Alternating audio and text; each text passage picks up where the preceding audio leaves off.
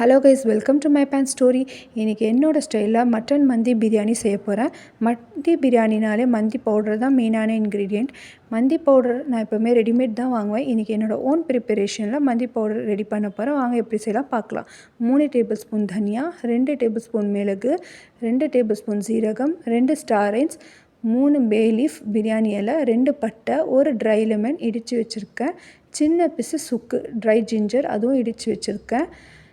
4 கிராம்பு, 5 ஏலக்காய், ஒரு நட்மெக் ஜாதிக்காய் அதுவும் இடித்து வச்சுருக்கேன் கைஸ். இதை நம்ம லைட் ரோஸ்ட் பண்ணி அரைச்சி வச்சுக்கலாம். இதை தான் நம்ம மந்தி பவுடருக்கும் சிக்கன் ஆர் மட்டன் மேரினேஷனுக்கும் யூஸ் பண்ண போகிறோம். வாங்க இதை ரோஸ்ட் பண்ணிக்கலாம் கைஸ். லைட்டாக ரோஸ்ட் பண்ணால் போதும். ஆறுனதுக்கப்புறம் இந்த மாதிரி ஃபைன் பவுடர் ஆக்கி சைடில் வச்சுக்கோங்க. நெக்ஸ்ட்டு நான் மட்டனை வேக வச்சுருக்கேன். இதில் வந்து நம்ம மந்தி பவுடர் போட்டு 2 ஹவருக்கு மேரினேஷன் வச்சுக்கலாம். சிக்கனாக இருந்தால் வேக வைக்க தேவையில்ல, டைரெக்ட் மந்தி பவுடர் போட்டு மேரினேட் பண்ணி வச்சுக்கோங்க. நெக்ஸ்ட்டு அரிசியை வந்து ஊற வச்சுருக்கேன். ஆனியன்ஸும் கட் பண்ணிவிட்டேன், ரெடியாக இருக்குது.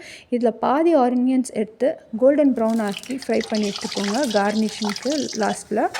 நெக்ஸ்ட்டு வந்து சட்டி சூடானதுக்கப்புறம் பட்டர் அண்ட் கீ போட்டு சூடானதுக்கப்புறம் மிளகு, பேலீஃப், பட்டை, ஜாவித்திரி, பச்சை மிளகா, ஏலக்காய் போட்டு ரோஸ்ட் பண்ணிக்கோங்க. நெக்ஸ்ட்டு ஆனியன்ஸ், உப்பு, இஞ்சி பூண்டு பேஸ்ட் போட்டு ஆனியன்ஸ் கோல்டன் ப்ரௌன் ஆனதுக்கப்புறம் அந்த மேரினேட் பண்ண மட்டனை போட்டு 2 மினிட்ஸ் மூடி விட்டுடுங்க. நெக்ஸ்ட்டு திறந்து நெக்ஸ்ட்டு சைடு திருப்பி விட்டுக்கோங்க. மட்டனை மூடி வச்சுக்கோங்க. நெக்ஸ்ட்டு இப்போ இந்த மட்டன் எல்லாம் தனியாக எடுத்துக்கோங்க கைஸ். எடுத்து சைடில் வச்சுட்டு அரிசிக்கு தேவையுள்ள தண்ணியை போட்டு மந்தி powder, orange colour powder, try lemon போட்டு டேஸ்ட் பார்த்துக்கோங்க உப்பெல்லாம் கரெக்டாக இருக்கான்னு. அது ஒரு சைடு கொதிக்கட்டும். நெக்ஸ்ட்டு நம்ம தனியாக எடுத்து வச்சுருக்க மட்டனில் மிளகாத்தூள், இஞ்சி பூண்டு பேஸ்ட்டு, லெமன் ஜூஸ் போட்டு மிக்ஸ் பண்ணி லைட் ரோஸ்ட் பண்ணி தனியாக எடுத்து வச்சுக்கோங்க. பாருங்கள் தண்ணி கொதிக்குது. தயவுசெய்து மஞ்சள்தூள் யூஸ் பண்ணாதீங்க மந்தி பிரியாணியில். இந்த நம்ம ஊற வச்சுருக்க அரிசியை போட்டு கிளறி மூடி விட்டுடுங்க கைஸ். பாருங்கள் தண்ணி ஒரு அளவுக்கு ட்ரெயின் ஆனதுக்கப்புறம் நம்ம அந்த ரோஸ்ட் பண்ணியிருக்க மட்டனை போட்டு ஸ்மோக் கொடுத்து தம்முக்கு வச்சிடலாம். அது சைடு தம் ஆகிட்டு இருக்கட்டும். நெக்ஸ்ட் நம்ம சட்னி ப்ரிப்பேர் பண்ணிக்கலாம்.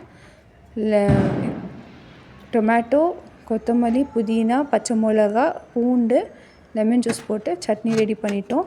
பாருங்கள் தம்மும் முடிஞ்சிச்சு, ஸ்மோக்கும் அடைஞ்சிச்சு. நல்லா செம்ம ஸ்மெல்லாக இருக்குது கைஸ். பார்க்கவே நல்லா கலர்ஃபுல்லாக இருக்குல்ல.